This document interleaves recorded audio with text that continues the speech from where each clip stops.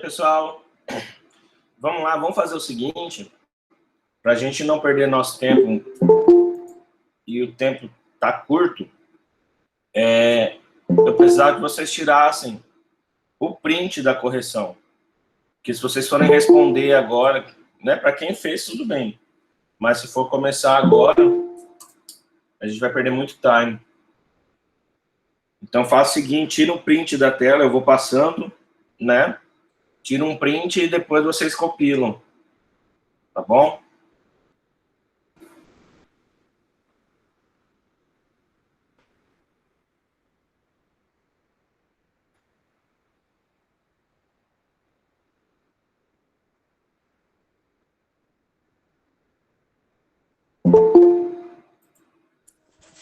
É pra ir tirando um print, ô, professor? Isso. Vamos tirar o print, porque é muita coisa, você vai perder muito tempo só na correção. E a gente, Daí eu a gente biologia e química. é biologia.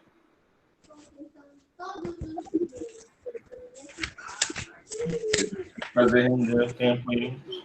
Essa é a página 49, tá? Tá, beleza. Vou tirar um Página print aqui. 49. Eu vou dando 1 minuto para cada colocar.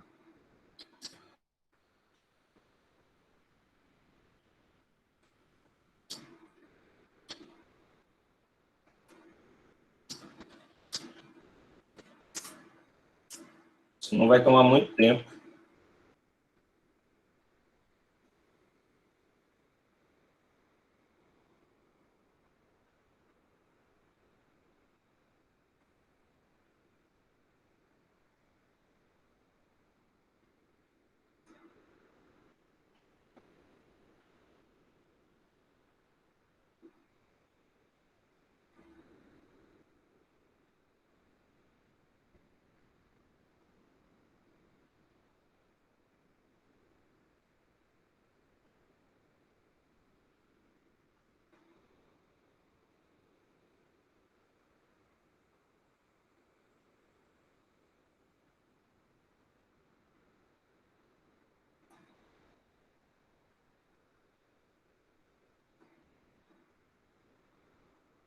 Ó, já estou passando aí.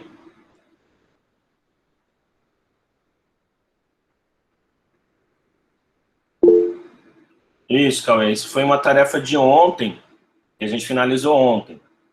Daí eu deixei ontem para casa, entendeu? Daí quem fez, tudo bem, né? Teve o dia de ontem. Daí quem não fez, né? Pega a correção e depois transcreve para a gente juntar, porque nesse formato a gente tem que fazer assim, senão a gente perde muito tempo.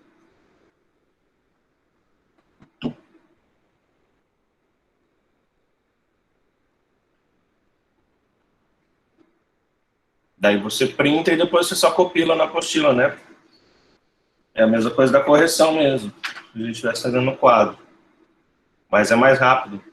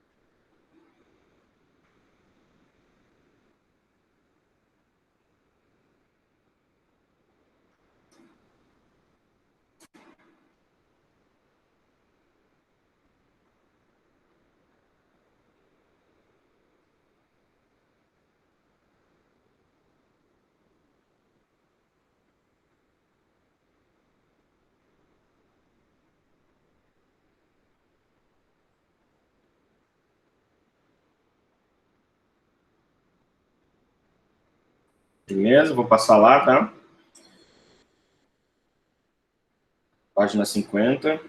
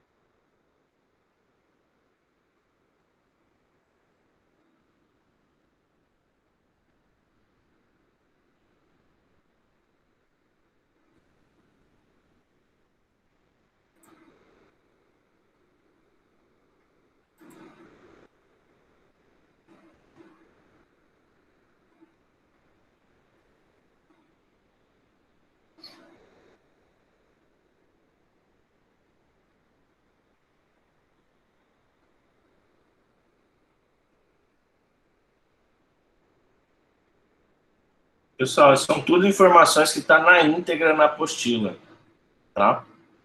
Esse conteúdo é mais uma questão de leitura mesmo, né?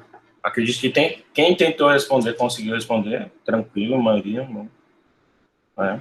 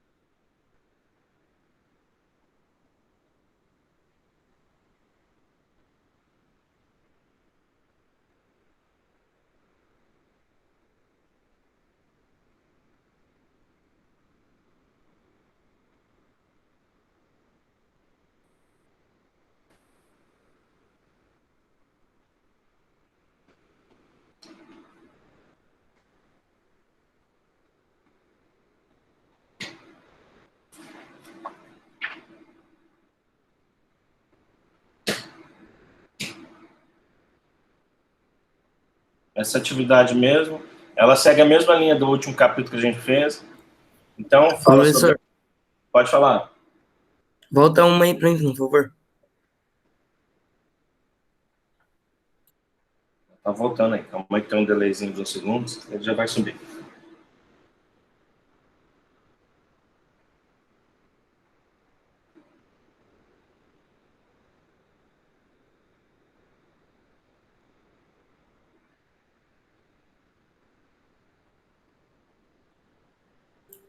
Pronto, pode descer, pode descer. Beleza? Então, como eu estava falando, esses daqui são o mesmo... Segue a mesma dinâmica do último conteúdo. Então, no caso, o último conteúdo foi vírus, né? A diferença é que agora foram as bactérias. Então, são as doenças, as transmissões e os tipos de sintomas, né? Mesma linha. Então, por exemplo, a tuberculose, transmissão via respiratória, o sintoma tosse, falta de apetite, né? Apetite, aí tem as outras demais, aí transmitido por bactérias, né, específicas.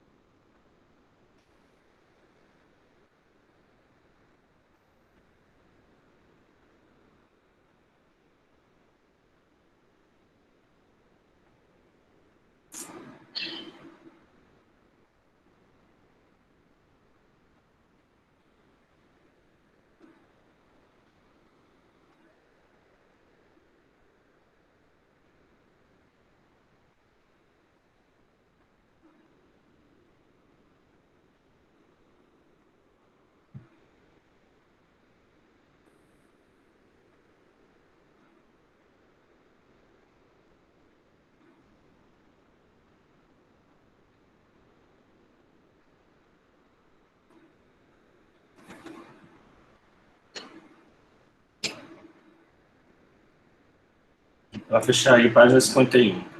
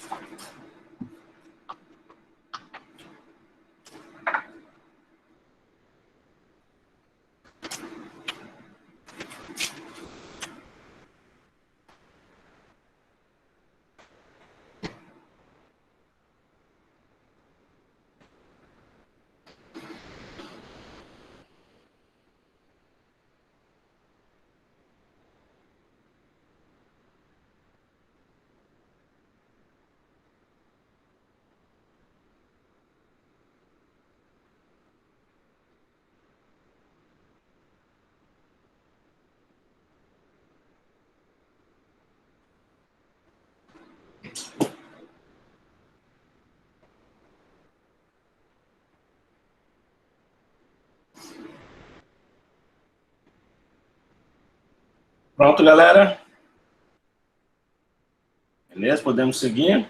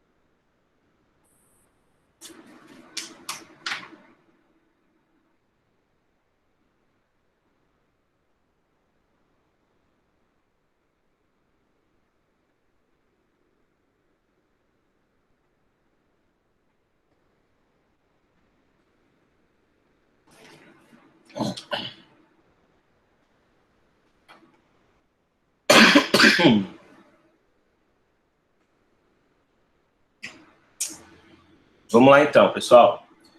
O que acontece? Nós sabemos que o nosso conteúdo, ele ainda está extenso. A gente tem bastante coisa para a gente ver. Tá?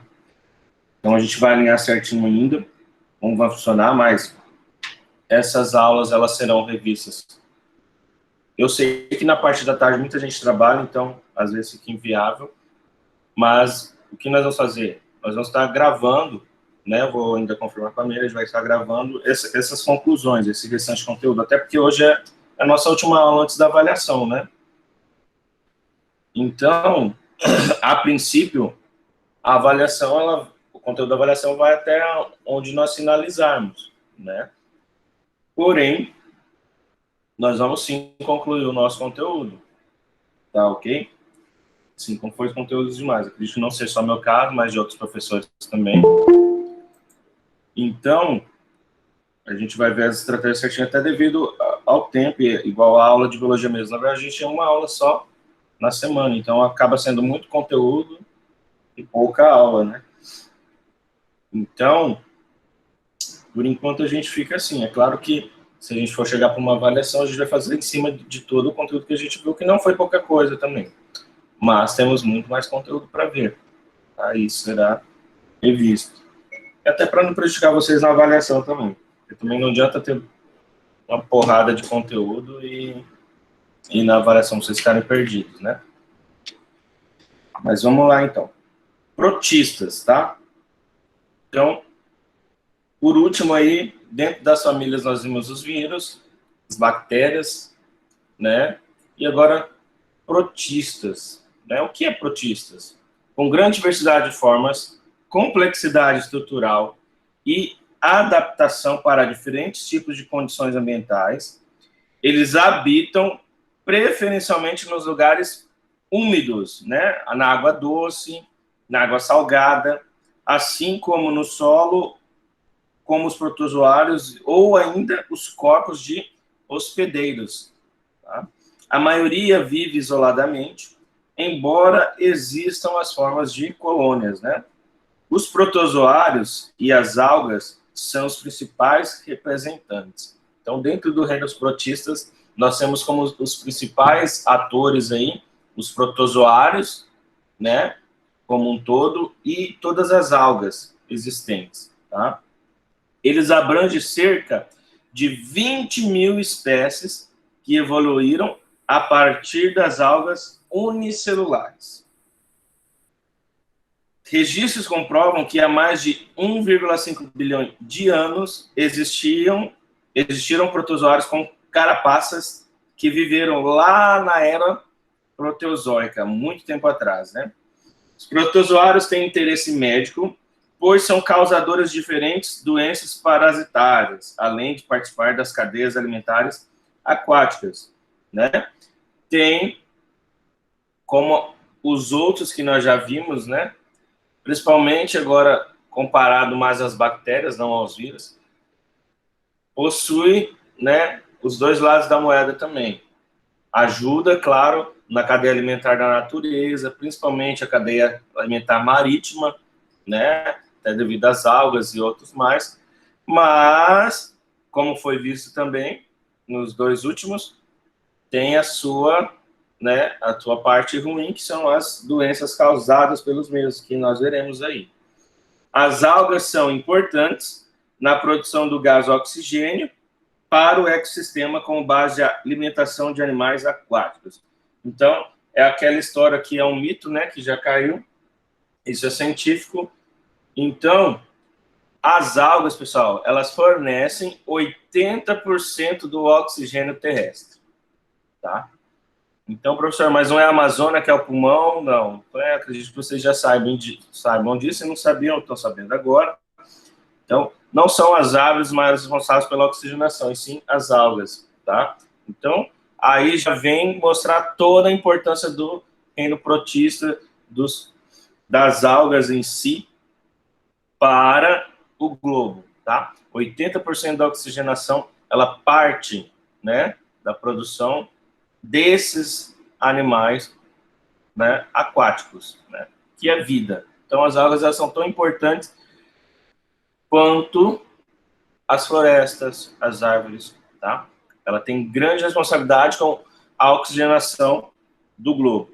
Algumas espécies são empregadas também na alimentação humana, na indústria farmacêutica, na fabricação do papel, tá? Então, nós temos espécies raríssimas aí, né, que são muitas vezes utilizadas para fabricação de alimentos, na farmácia também, e no papel.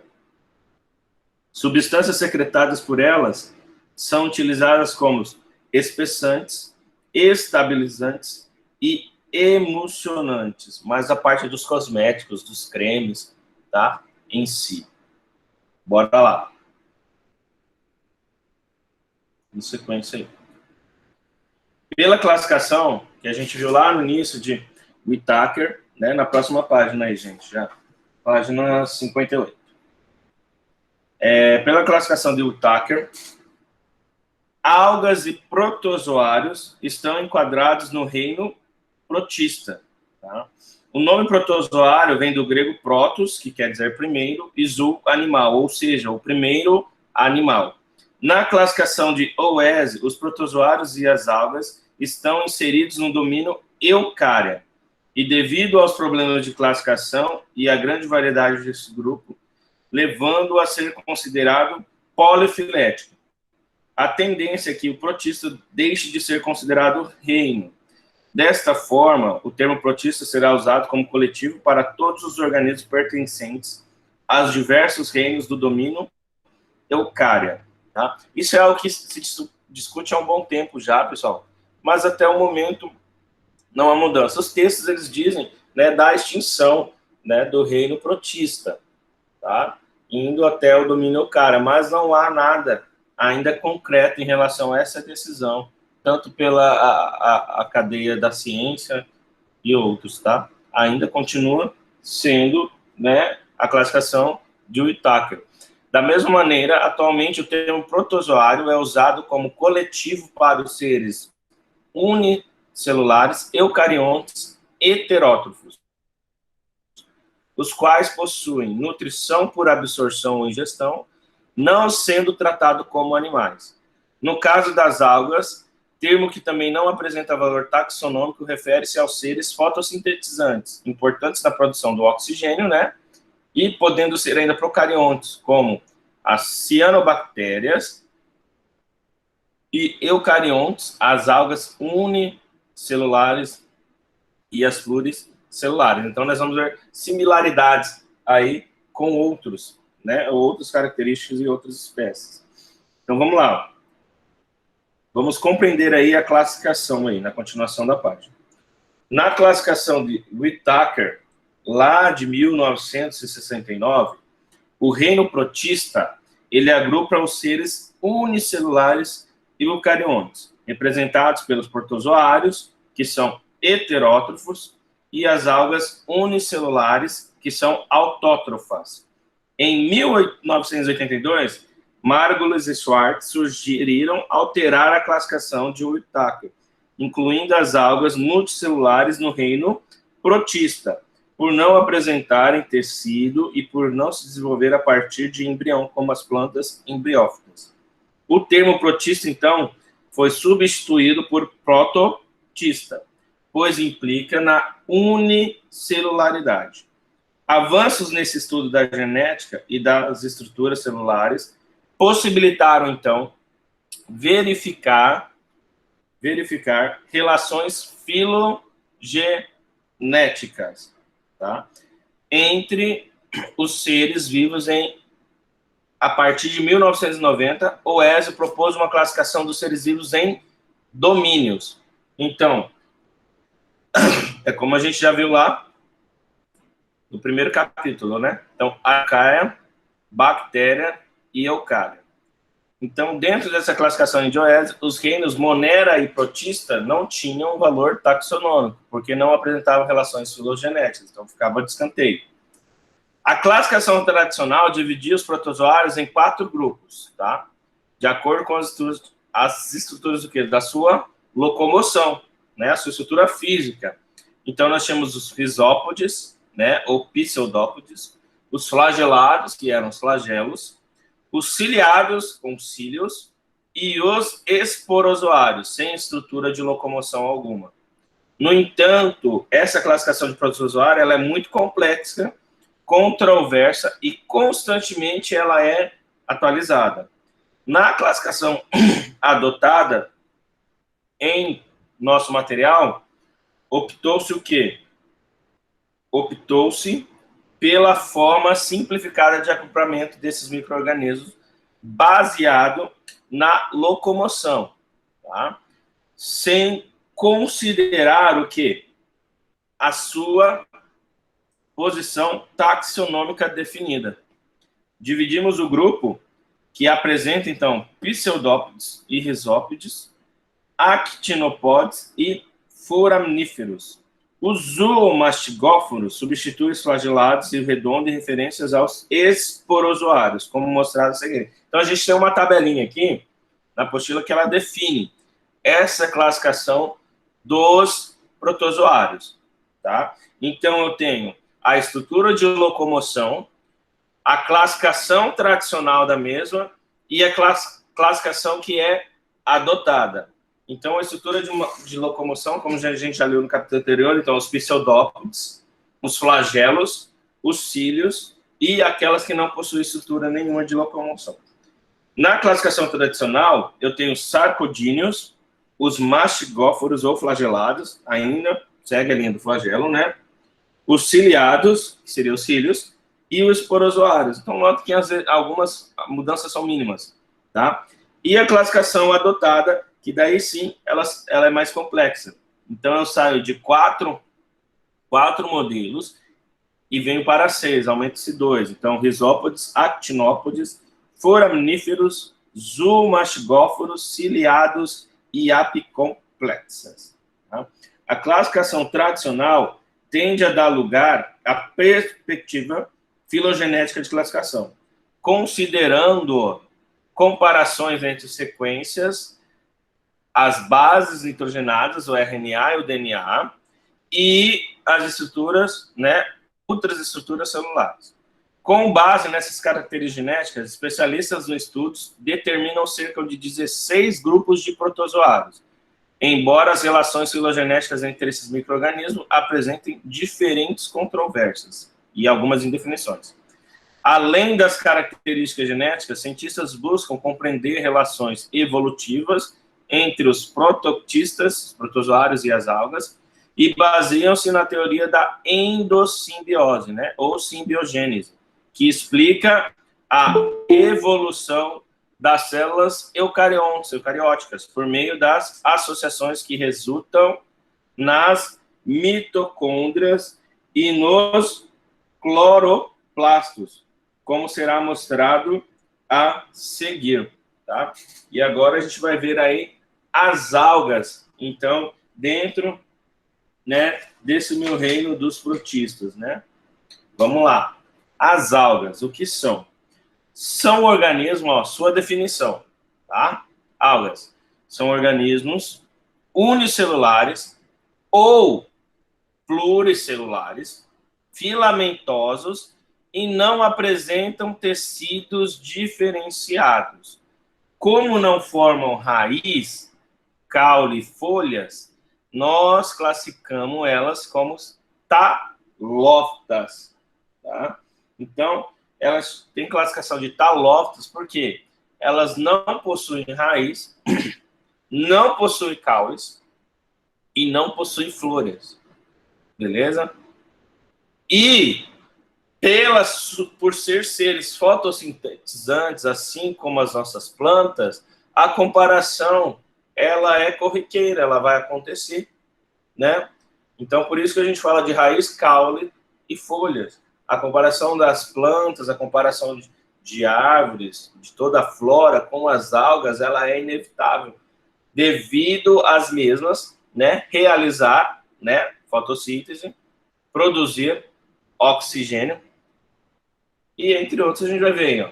Componentes do plâncton, as algas, na grande maioria, são organismos autótrofos, ou seja, elas produzem o quê? O seu próprio nutriente por meio da fotossíntese, devido à presença o quê? Da clorofila e os outros pigmentos, né, do seu cloroplastos. Esses variáveis quanto ao tamanho, a forma, os pigmentos, conforme os grupos, como heterótrofo, utilizando matéria orgânica diretamente do meio. Em meio onde há disponibilidade de luz, elas realizam a fotossíntese. Esse grupo de organismos pertence aos gêneros do filo Euglenophyta, encontrada onde? Nos ambientes aquáticos, terrestres, úmidos e sobre alguns troncos também. As algas do meio aquático formam o fitoplâncton. Seu grande papel ecológico é o quê? A produção do oxigênio, visto serem o quê? As responsáveis pela maior parte da fotossíntese no planeta, como eu já tinha adiantado. Além o que? De participar de uma cadeia da base de alimentos. Então, peixes, cara, baleias e, nossa, uma infinidade aí aquática, marítima, se alimentam das algas, tá? É alimento, cara, é alimento. Muito forte, né? Além dos plânctons e outros mais, é alimento para a cadeia marítima. A sua classificação. As algas classificam-se em 6 filos, ou suas divisões principais. Eu tenho a Euglenophytas, as Pirrófitas, Crisófitas, Chlorophytas, Rhodophytas e Pheophytas, tá? Então, 6 modelos aí. Na classificação biológica lá de Whittaker, nós podemos ver, na página 11, os 3 últimos, lá atrás, se vocês voltarem, tá? Que são as Chlorophytas, Rhodophytas e Pheophytas. Então, são incluídos dentro do grupo das plantas.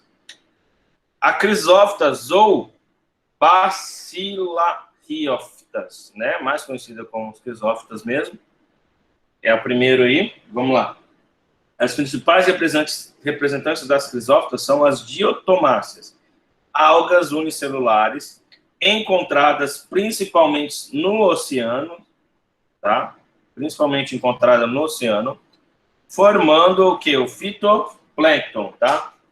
Possuem coloração, dourada e não tem, eu já adiantei, e não tem estruturas de locomoção, como cílios ou flagelos. Suas células são protegidas por uma parede sem celulose e rígida, denominada frústula ou carapaça, impregnada de compostos de sílica. Tá? A carapaça é formada por duas peças que se encaixam perfeitamente uma na outra, apresentando uma grande diversidade de formas. Existem depósitos dessas proteções, os diatomitos ou terra-diatomáceas, explorados de maneira comercial. Para quê? Para utilização lá na fabricação de filtros, tá? De cosméticos e lixos especiais para polimento e tijolos. Pesquisadores têm demonstrado ser possível o uso das carapaças silicosas de diatomáceas na criação dos circuitos integrados, né, dentro da tecnologia, como na fabricação dos computadores, e um passo à procura de alguns computadores orgânicos usando a bionotecnologia. Tá? Seus cloroplastos contêm clorofila A e C, apresentando também um pigmento marrom, fulcoxantina ou carotenoide. Então, aí nós temos algumas imagens, ó, que mostram diferentes tipos aí de diatomáceas, tá? Diferentes tipos aí das minhas algas aí xisófitas, né? E olha aí que legal. Nós temos uma variação enorme, cara, ó. Enorme, tá? Pode notar que os seus tecidos, ó, por que, professor, utilizado em filtros, ó, ela automaticamente ela já filtra, né, cara? A alga, o trabalho dela, um dos milhares, se a gente fosse citar de funções que ela faz, é o filtro, né? A limpeza, as impurezas do marópsis. Vocês podem olhar, né? Que a primeira coisa que nós se atentamos é isso. Ó. Vocês podem ver, ó, os pequenos furinhos aqui, ó, aqui também, ó, como se fosse um escorredor de macarrão, né, ó. Olha aqui, olha cá, olha aqui também, ó. Então, isso é uma visão nano, tá? Uma visão micro, pequena, mas que todas elas têm essas características em si, ó. Todas. Então, ela é muito utilizada, ela é muito saudável em todos os sentidos, tá? Tem uma importância muito grande, né, para toda a cadeia marítima e inúmeros tipos, né? Então, a indústria, ela cresceu o olho, né? Sabe que pode extrair muita coisa das mesmas, então, cresceram o olho e utilizam, assim, para várias funções, né? O texto ainda fala que, além, né, dos filtros, dos tijolos, lixas, né? Porque também é asperoso, né? Tá? Então, uma infinidade de coisas aí com as algas. As englenófitas, né? Euglenófitas, algas unicelulares também. A maioria destas são de água doce, tá, gente? Não possuem a parede celular, são revestidas apenas por uma película de proteína, responsável pela sua fórmula da célula. Tem um ou dois flagelos para a sua locomoção e uma estrutura fotossensível. Então, essa já tem um flagelinho, né? Ela já tem um flagelo para poder se movimentar, ok? E o estigma lhes permite buscar lugares onde tem luz, até devido à fotossíntese, tá, gente? Então, a alga, acredito que muitos aqui já foram até o mar, né? Você já deve ter visto, você já foi ao mar, com certeza você já viu uma quantidade grande de alga, perdão.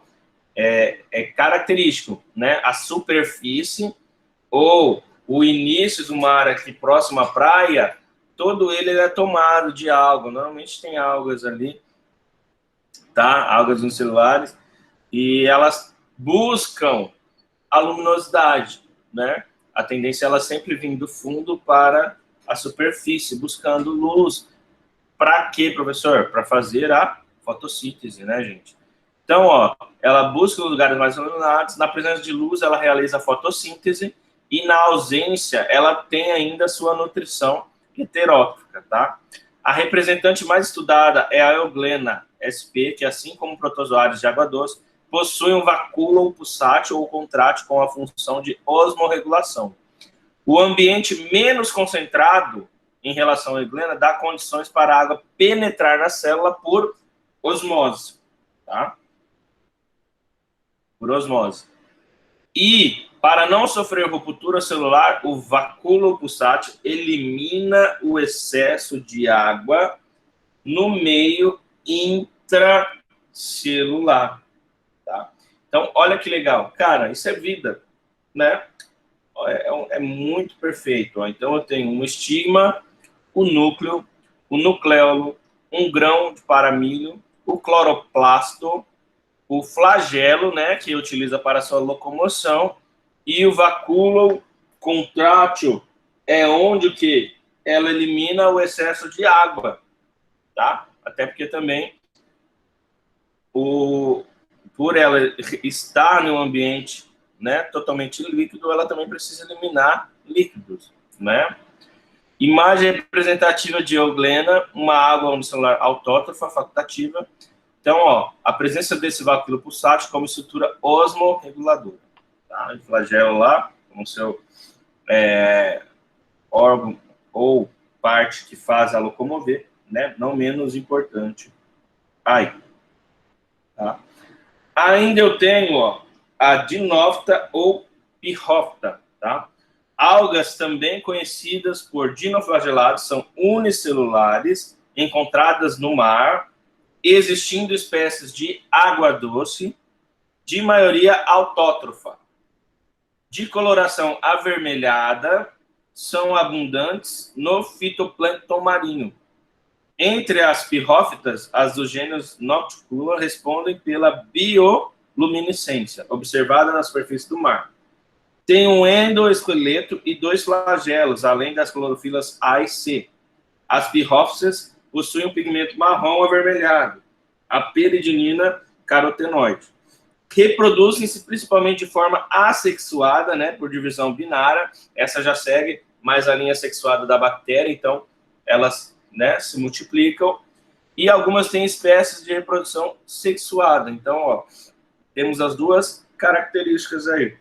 Algumas pirrófitas, por gêneros Piridíneo e Goniolax, em determinadas condições, se reproduzem intensamente, causando, assim, caracterizando o fenômeno conhecido como a maré vermelha, conhecida como manchas avermelhadas na água. Em seguida, liberam neurotoxina que provoca a morte de peixes e outros animais marinhos. Então, ó, imagem que mostra aí as algas do gênero Nocticula responsáveis pela bioluminescência observada na superfície do mar. Então, essas, né, são as que conduzem o fenômeno, você já deve ter visto, né, conhecido de maré vermelha. Depois vocês podem pesquisarem aí, né? É bem interessante, tá? Então ela realiza esse processo e, infelizmente, consequentemente, por ser tóxico, né? Ela vai gerar a morte, né, de alguns animais, tá? E é ela quem dá essa coloração, tá? Se você vê isso, você foge, tá, gente? Não vou conseguir mostrar para vocês aqui. Ó, não sei se vocês estão vendo aí na minha tela. Fica literalmente vermelho mesmo o mar, ó. Olha lá na minha opção, tá? Não na tela, não. Na minha webcam. Ah, então, ó. Elas sobem mesmo, ó. E a maré fica literalmente vermelha. A coloração é delas. Elas são responsáveis por isso. Né? Consequentemente, morrem muitos peixes, né? E outros animais marinhos também, porque é totalmente tóxico isso. Tá? Então, imagens aí, ó, estão mostrando, elas se agrupam assim. Notem que elas são similares devido à sua reprodução assexuada e também sexuada, né? Principalmente por reprodução binária, né? Por reprodução assexuada. Bora lá. Vai fechando o dia aí. As paiófitas, né? Denominadas, lá na página 61, denominadas as algas pardas, são pluricelulares e principalmente marinhas, tá? Apresentam cerca de 1.500 espécies conhecidas. A coloração parda resulta dos pigmentos ucoxantina, clorofila A e C, e a xantofila, que é o amarelo. Sua substância de reserva é a laminarina. Algas pardas são as maiores em extensão, como, por exemplo, as pertencentes do gênero Laminaria e Macrostes. Frequentes no Oceano Pacífico, elas chegam a um comprimento de 60 metros no litoral brasileiro. São enormes. No litoral, atinge até 4 metros, sendo mais comuns os gêneros Padina e Sargasso.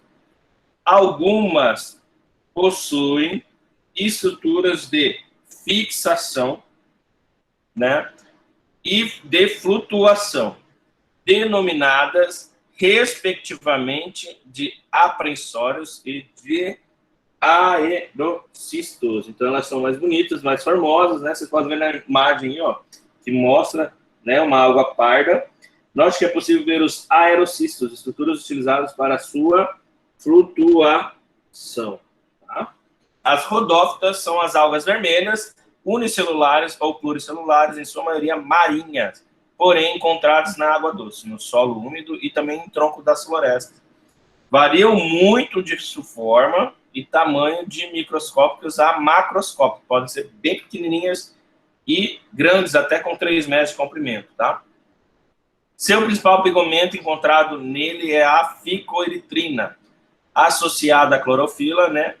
E aos carotenos de coloração avermelhada, característica, né, desse grupo, tá? Possuem ainda outro pigmento, né, denominado na sequência lá como ficocianina, tá? E como substância de reserva, o amido. Algumas espécies de rodófitas servem à alimentação humana. Caso da porfira, conhecida popularmente como nori, utilizado no preparo do sushi, tá? Um prato típico da culinária japonesa.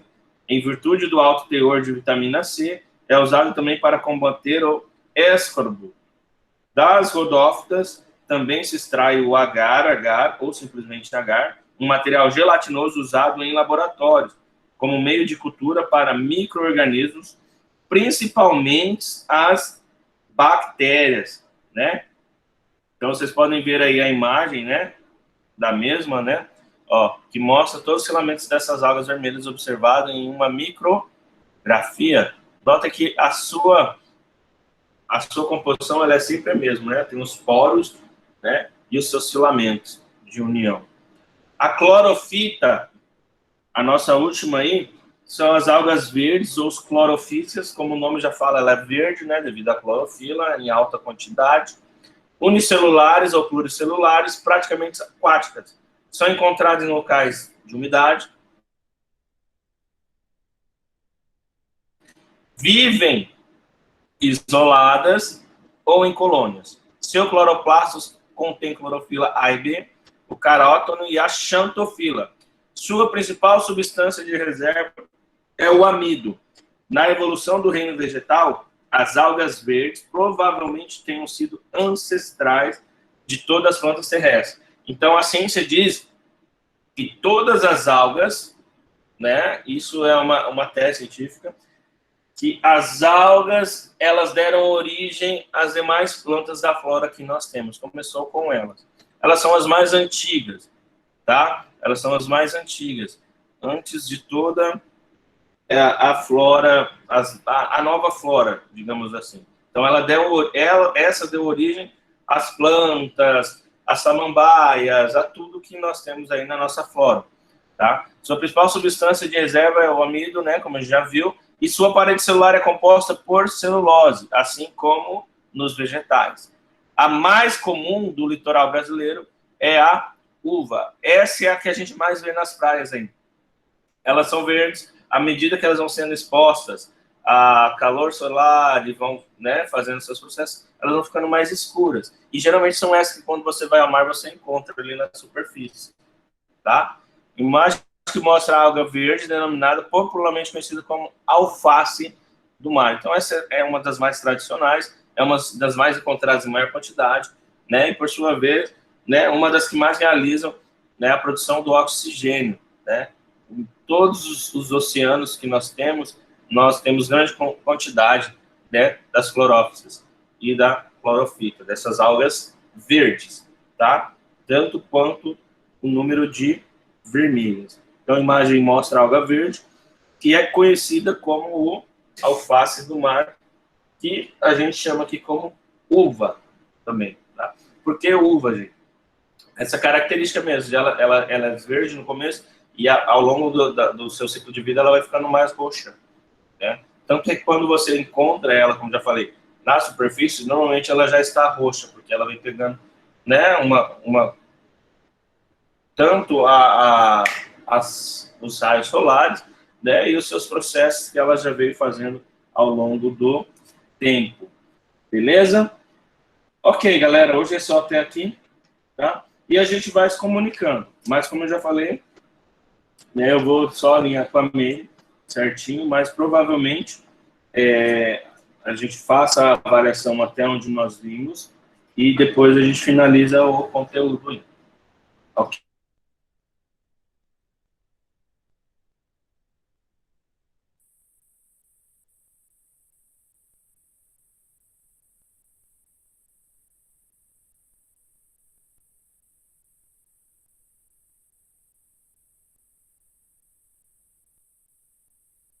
Ok, pessoal?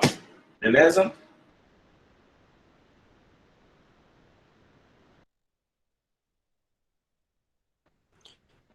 Belezinha. Falou!